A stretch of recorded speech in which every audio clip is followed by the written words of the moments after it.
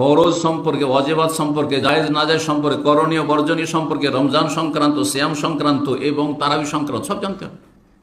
অনেকে মনে করছেন যে 20 পড়ে হচ্ছে সুন্নাত, যারা 8 পড়ে তারা ভুল করে। এই অজ্ঞতা আপনার আছে, হ্যাঁ, অজ্ঞতা, মূর্খতা আছে। আপনি দিন সম্পর্কে জানেন না। আপনাকে জানতে হবে যে রাসূলুল্লাহ সাল্লাল্লাহু আলাইহি ওয়াসাল্লামের রাকাত সংখ্যা কত ছিল, জানতে হবে আপনাকে।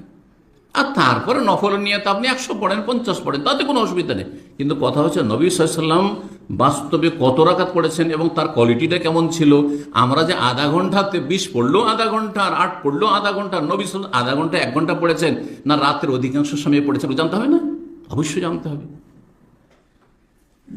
এইরকমই রোজা ভঙ্গের কারণগুলি না জানার কারণে আমাদের মুসলিম সমাজে যে আমাদের কাছে এইরকম অনেক এসেছে, স্বপ্নদোষ হয়েছে, রোজা ভেঙে বসে আছে, রোজা নষ্ট, কারণ স্বপ্নদোষ হয়েছে। স্বপ্নদোষ রোজা নষ্ট হবে? হ্যাঁ। আর একজন অজ্ঞ জানে না যে